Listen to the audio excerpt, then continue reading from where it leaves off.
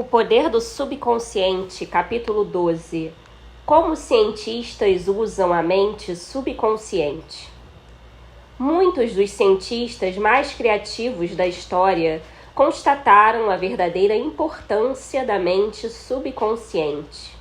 Edison, Marconi, Catherine, Poincare, Einstein e muitos outros usaram-na para obter insights e know-how em suas grandes realizações. A capacidade de pôr em ação o poder do subconsciente constitui um dos fatores mais importantes para determinar o sucesso de cientistas e pesquisadores. Um dos mais notáveis exemplos nesse particular é encontrado na vida do célebre químico Friedrich von Stradonitz. Ele lutara durante longo tempo para compreender a estrutura química de um hidrocarboneto denominado benzina. Trata-se de um composto constituído de 6 átomos de carbono e 6 de hidrogênio. O problema deixava-o constantemente perplexo. Aparentemente, nada que tentava dava resultado. Incapaz de resolver o enigma, cansado, exausto, Stradonitz transferiu por completo o assunto para a mente subconsciente. Pouco tempo depois, no momento em que ia tomar um ônibus em Londres, o subconsciente iluminou-lhe o consciente com um inesperado relâmpago. Mentalmente, Stradonitz viu a imagem de uma serpente mordendo a própria cauda e girando como uma rodinha de fogo de artifício. A imagem recebida do subconsciente inspirou-o a orientar a pesquisa em uma nova direção. Logo depois, obteve a resposta há tanto tempo procurada, a do arranjo anular dos átomos conhecido como anel de benzina. Como um cientista famoso fazia suas descobertas.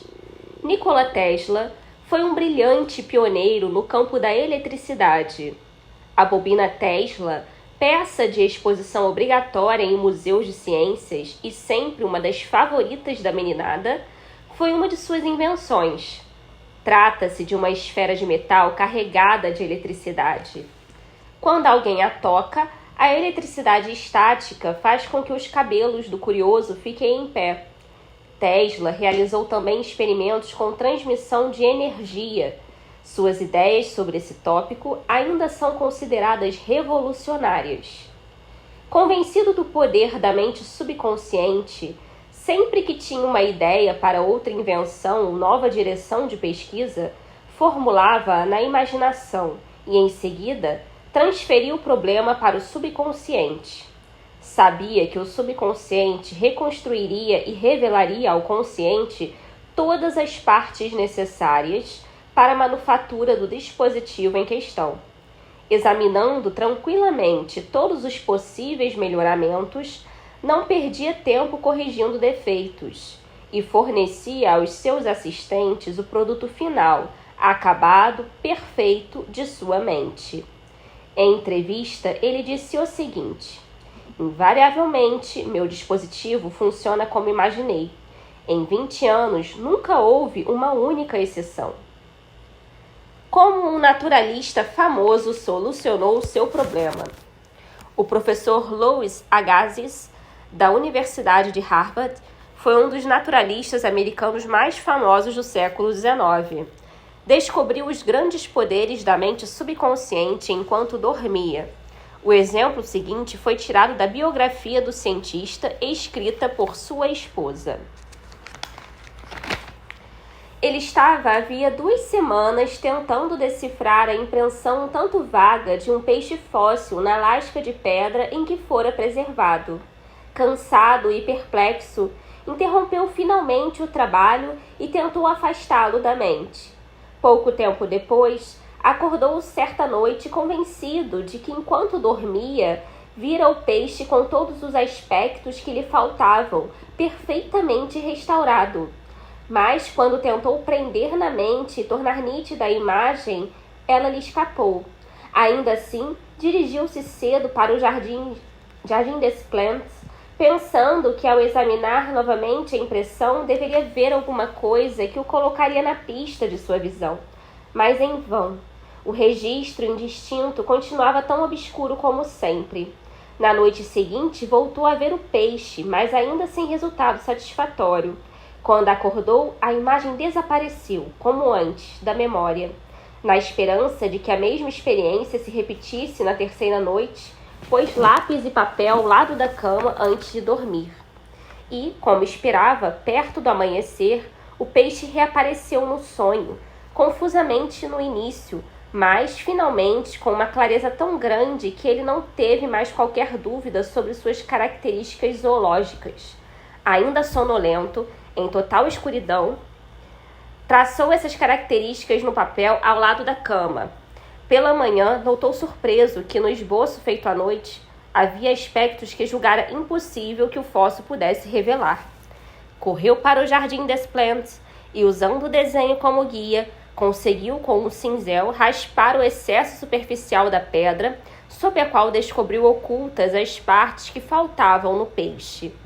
Quando inteiramente exposto, o peixe correspondia ao que vira em sonho e ao desenho, e conseguiu classificá-lo com facilidade. Como um médico renomado resolveu o problema do diabetes. Na década de 1920, o Dr. Frederick Banting, médico brilhante e pesquisador canadense, concentrou toda a sua atenção nos estragos do diabetes. Na época, a ciência médica desconhecia qualquer método para controlar a doença. O Dr. Banting passou longo tempo fazendo experimentos e estudando a literatura internacional sobre o assunto. Todos os caminhos que explorava, porém, pareciam ser um beco sem saída. Certa noite, exausto, com mais um longo dia do que pareciam ser esforços inúteis, caiu no sono. Enquanto dormia, a mente subconsciente instruiu a extrair o resíduo do ducto pancreático degenerado de cães. A inspiração levou à descoberta da insulina, que desde então tem melhorado a vida de milhões de pessoas.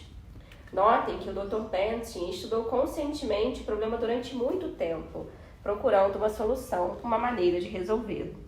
O subconsciente respondeu nessa conformidade. Nem sempre conseguimos a resposta da noite para o dia. Ela talvez demore algum tempo, mas não fique desanimado. Continue todas as noites antes de dormir a transferir o problema para o subconsciente como se nunca tivesse feito isso antes. Se a solução continuar a demorar a aparecer, você talvez esteja pensando que a questão que apresenta ao consciente é muito difícil e que levará tempo para resolver. Esse fato não deve surpreendê-lo. Geralmente sentimos a tentação de pensar que nossos problemas são de difícil solução. Se não fossem, não seriam problemas. Mas isso é um erro. No que interessa ao subconsciente, não há tempo nem espaço. Vá dormir acreditando que receberá a resposta neste momento. Não pense que a resposta vai ter que esperar por algum momento no futuro. Mantenha a fé no resultado. Convença-se agora, enquanto lê este livro, de que há a resposta e a solução perfeita que espera. Como um cientista escapou de um campo de concentração soviético? O Dr. Lothar von Blank-Schmidt, ilustre engenheiro eletrônico, foi internado em um campo de concentração soviético durante a Segunda Guerra Mundial. Ele atribui sua sobrevivência e fuga para a liberdade ao poder do subconsciente. Fui prisioneiro de guerra em uma mina de carvão na Rússia. Nessa prisão, homens morriam à minha volta o tempo todo. Éramos vigiados por guardas brutais, oficiais arrogantes e comissários inteligentes e de decisões rápidas. Após um rápido exame médico, uma cota de carvão era atribuída a cada prisioneiro.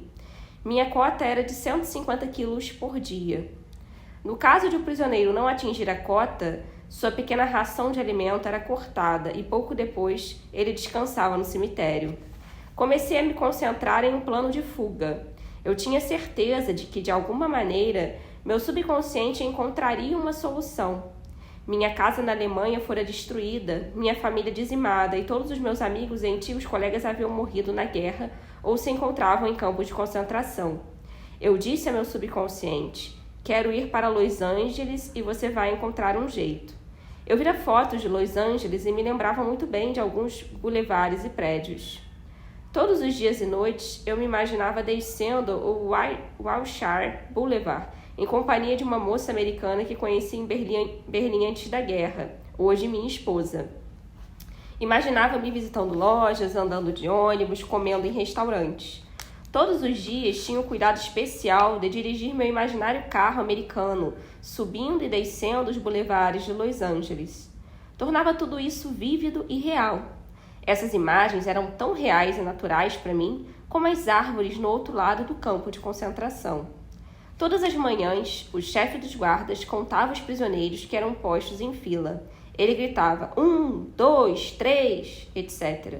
E quando o 17 era chamado, o meu número, eu dava um passo para o lado.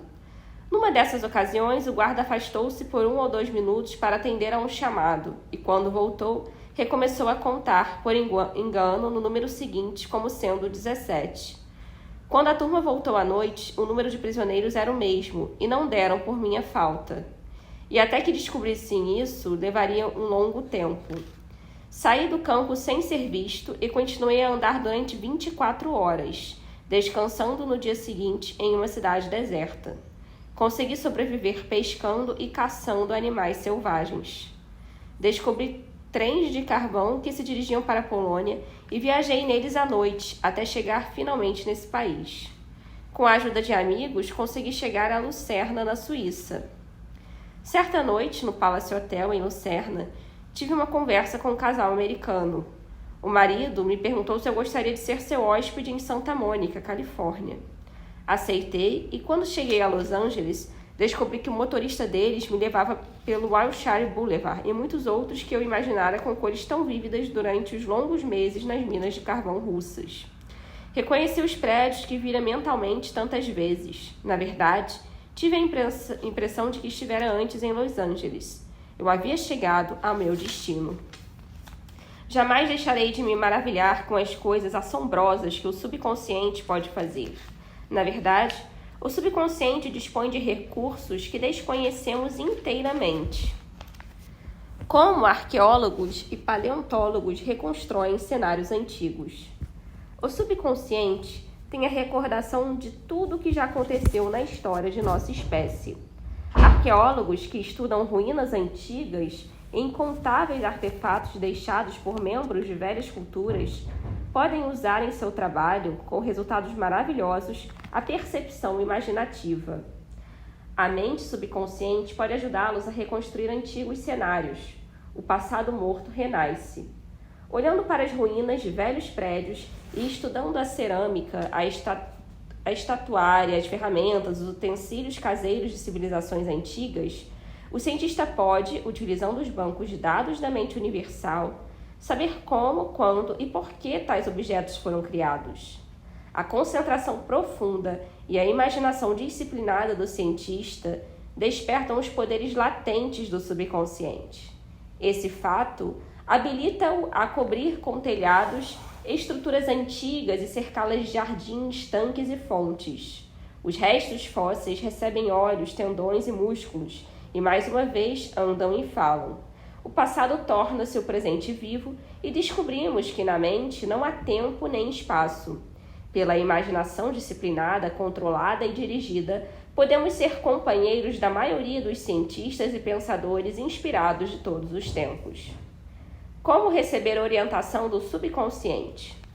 Quando você tem que tomar o que acha que será uma decisão difícil, ou quando não consegue descobrir uma solução para um problema, comece imediatamente a pensar construtivamente a esse respeito. Se fica com medo ou preocupado, você não está realmente pensando. Pensamento autêntico não inclui medo. Vejamos agora os passos de uma técnica simples que você pode usar para receber orientação no tocante a qualquer assunto. Tranquilize a mente e fique imóvel. Diga ao corpo para relaxar. Ele tem que obedecer. O corpo não tem vontade, iniciativa ou inteligência autoconsciente. O corpo é um disco emocional que grava suas crenças e impressões. Mobilize a atenção. Focalize o pensamento na solução do problema.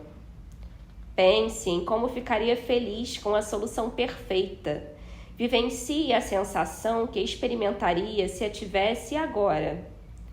Deixe a mente desfrutar de forma relaxada dessa sensação de felicidade e contentamento. Em seguida, vá dormir. Quando acordar, se não obteve ainda a resposta, ocupe-se com qualquer outra coisa. Enquanto estiver assim ocupado, é possível que a solução surja de forma inesperada em sua mente. Para receber orientação da mente subconsciente, o método simples é o melhor. Vejamos um exemplo. Certa vez perdi um anel valioso que era também uma joia de família. Procurei-o por todos os lugares, em vão. Fiquei aborrecido e triste com a perda. Naquela noite, conversei com meu subconsciente da mesma maneira como faria com uma pessoa. Antes de cair no sono, disse-lhe: "Você sabe tudo. Sabe onde está o anel e, portanto, mostre-me onde ele está." Pela manhã, acordei de repente com as seguintes palavras buzinando em meu ouvido: "Pergunte a Roberts." Achei essas palavras muito estranhas. O único Robert em que eu podia pensar era o filho de 9 anos de meu vizinho. Por que ele deveria saber alguma coisa sobre o paradeiro do anel? Não obstante, obedeci à voz interior da intuição. Encontrei-o no quintal de sua casa e lhe descrevi o anel. "Por acaso você o viu?" perguntei. "Claro que vi", respondeu ele. "Achei-o ontem no meio das moitas, quando estava brincando de esconde-esconde. Eu não sabia de quem era, de modo que o levei para casa e coloquei em cima de minha mesa. Eu ia pôr um anúncio sobre o anel, mas me esqueci." O subconsciente sempre responderá se confiar nele. O subconsciente disse onde estava o testamento perdido. O jovem Hugo assistia minhas palestras em Los Angeles e me contou a experiência que tivera com o poder do subconsciente. O pai dele morrera de repente, aparentemente sem deixar testamento.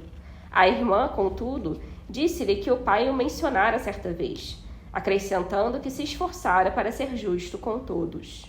Hugo compreendeu que se um juiz decidisse que seu pai falecera sem deixar testamento, a propriedade seria dividida de acordo com regras determinadas pelo Estado. Não era provável que essa solução se ajustasse aos desejos do pai. Além do mais, despesas judiciais consumiriam grande parte do espólio. Ele e a irmã procuraram por toda parte, mas não conseguiram encontrar o testamento. E começaram a perguntar-se se o documento efetivamente existia. Hugo, porém, lembrou-se do que aprendera sobre o uso do subconsciente. Antes de dormir, conversou com sua mente mais profunda, dizendo: "Agora, transfira esse pedido à minha mente subconsciente. Ela sabe onde está o testamento de meu pai e vai me dizer." Em seguida, condensou o pedido em uma única palavra: "Responda." Repetiu-a diversas vezes, como se fosse uma canção de ninar, e foi dormir com a palavra "responda" ecoando na mente. Na manhã seguinte, acordou com uma ânsia imensa de ir a certo banco no centro de Los Angeles. Sentiu-se curioso a esse respeito. Teria ouvido o pai mencionar esse banco em alguma ocasião? Notara, por acaso, uma carta do banco na correspondência do pai? Não tinha certeza, mas sabia que precisava conferir o palpite. Foi ao banco naquela manhã. No fim, um funcionário confirmou que o pai tinha ali um cofre de aluguel.